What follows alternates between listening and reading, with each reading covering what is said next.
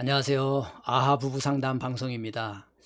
미국에서 개발된 이마고 부부 상담을 한국 정서에 맞게 쉽고 재미있게 여러분에게 가르쳐 드리고 있습니다. 얼마 전 부부 상담을 하게 되었는데요. 뭐가 가장 힘들어서 이렇게 오셨느냐고 물어보니까 아내가 뭔 일이 생기면 아무것도 아닌 일 가지고도 그렇게 옳고 그름을 따진다는 거예요. 병적으로 따지는 것 같대요.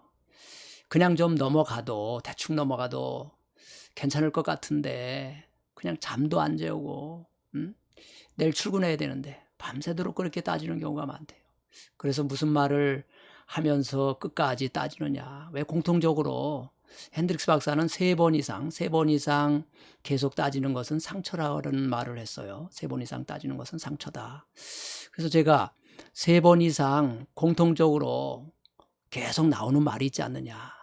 무슨 말을 그렇게 하면서 따지느냐고 물어보니까 마지막에는 이제 맞아 틀려 여보 맞아 틀려 내 말이 맞아 틀려 하면서 계속 몰아붙인다는 거예요. 벼랑 끝으로. 그러면 자기는 참다 못해서 뚜껑이 열려서 뻥 터진다는 거예요. 분노가 뻥 터진다는 겁니다. 이런 증상들은 한국 부부들이 가장 많이 싸우는 부부싸움의 패턴이기도 합니다. 너나 할 것 없이 뭐 강약의 정도는 있지만 대부분 이렇게 싸웁니다. 그죠? 아내들은 잔소리하고, 잔소리가 전공이잖아요. 아내들은 잔소리하고, 잔소리해서 안 먹게 들어가면 비난하고, 무시하고, 공격하고. 남편들은 그 잔소리를 듣지 못하고 참다 못해서 알았어, 됐어, 그만해, 에이씨 하고 폭발하게 되죠. 심하면 이제 가정폭력까지 나가는 거예요. 그러면 이제 아내는 무서워서 파출소에 신고하게 되는데요. 참 부부가 참 이렇게 되면 갈 때까지 가는 것이기 때문에 얼마나 힘들겠어요. 부부가 이렇게 옳고 그름을 따지는 것은 여러분 휘발유통을 가지고 불 속에 뛰어드는 것과 같은 아주 미련한 행동입니다. 이제 이 악순환을 끊어야 합니다. 이거는 안 되는 방법이에요. 옳고 그름을 따져서 상대방을 고치려고 하는 것은 안 되는 방법이에요. 지금까지 해보셨잖아요. 수십 년 동안 10년, 20년, 30년 60 넘고 70 넘어서도 이렇게 사는 부부들이 굉장히 많다고 말해요. 그러니까 이제는 안 되는 방법을 접고 어떻게 해야 될까요? 어떻게 해야 될까요? 더 이상 옳고 그름을 따지지 말고 있는 그대로 받아주셔야 합니다. 있는 그대로 받아주셔야 됩니다. 이마고 상담에서는 있는 그대로 받아주는 것을 반영, 인정, 공감대화라고 합니다. 그랬어, 그랬구나. 도저히 이해할 수 없는 말을 하면 그 말 같지도 않은 말을 할 때 있잖아요. 그러면 그것에 대한 해답을 주려고 하지 말고 여자분들은 그걸 해결해 달라는 말이 아니고 자기 말을 좀 들어달라. 나 이렇게 힘드니 내 말 좀 들어달라는 의미를 담고 있기 때문에 그냥 그대로 받아주면 되는 거예요. 그랬어, 그랬구나. 도저히 이해할 수 없는 말을 하면 당신 입장에서 그럴 수도 있겠네.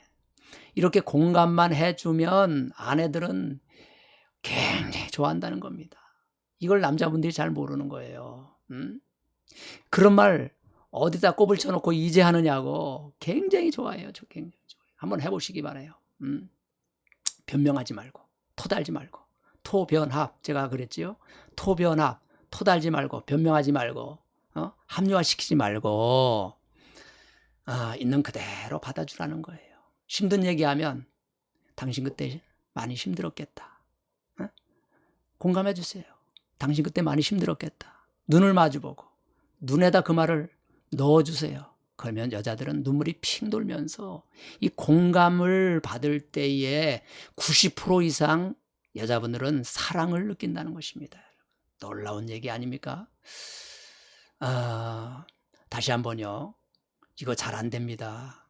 몸에 배웠기 때문에 잘 안 돼요. 몸의 언어라고 합니다. 어릴 때부터 부모로부터 받은 언어가 나오지 결코 임하고 대화, 상대방을 배려해주고 이해해주고 인정해주고 공감해주는 대화가 잘 안 나와요. 그러니까 자꾸 연습해야 돼요. 연습해서도 죽어도 안 나오는 사람들은 가슴에 응어리가 있는 거예요. 그래서 어릴 때 받은 그 어린 시절의 상처를 치유해주고 임하고 대화를 하면 잘 됩니다. 다시 한번 해볼게요. 힘들다고 하면 너만 힘드냐?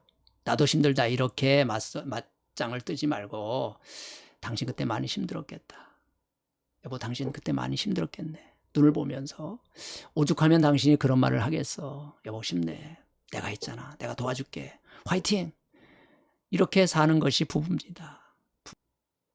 부부는요, 옳고 그름만을 따지는 사무적인 관계가 아닙니다. 사무적인 관계만이 아니고 서로서로 이해하고 용서하고 사랑해주고 덮어주고 인정해주고 공감해주는 이 정서적인 관계라는 것을 잊지 말아야 합니다. 덧붙여서 말씀드릴 것은 이렇게 옳고 그름을 유난히 많이 따지는 사람은 어린 시절에 상처가 심한 사람입니다. 그 상처의 결핍을 채우기 위해서 완벽주의로 간 거예요. 그러니까 어린 시절 부모로부터 그런 상처로 인한 결핍에 대한 욕구불만이지요. 그 욕구불만을 상대방 배우자에게 투사시키는 거예요. 내 욕구불만을 좀 들어달라고, 채워달라고, 이렇게 공격하는 건데, 사실은 그 공격하는 의미 속에는 진정한 의미는 내 마음을 좀 알아달라, 그런 뜻입니다. 어린 시절에 부모가 상처를 주면서 그 문제를 해결해 주지 않은 상태에서 어른이 되어버렸습니다. 그래서 어른이 되었기 때문에 이 마음속에 누가 살고 있죠? 상처받은 어린아이, 내면아이, 이너 차일드, 어린아이가 그대로 성숙되지 못한 상태로 살고 있다는 것입니다. 서로서로 부부는 만남 때부터, 연애 시절 만남 때부터 서로의 결핍을 채워주겠노라고. 왜 연애 시절에 그런 마음이 들잖아요. 내가 저 사람의 그 상처 아픔을 채워주겠다, 그런 마음을 먹잖아요. 그러니까 지금부터 이제 부부 만남의 동기를 우리는 다시 되살려야 합니다. 연애 시절로 다시 돌아가야 합니다. 그래서 더 이상 따지지 말고 채워주어야 합니다.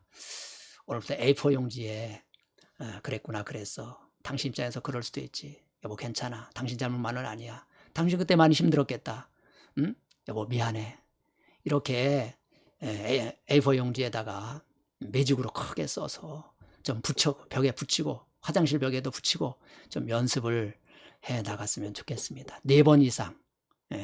독일의 에빙하우스라는 심리학자는 4번 이상 반복하면 뇌에 저장되기 시작한답니다. 그러면 내 몸의 언어가 나오지 않고 임하고 언어가 나오게 되어 있습니다. 행복한 부부 되시기를 바랍니다. 감사합니다.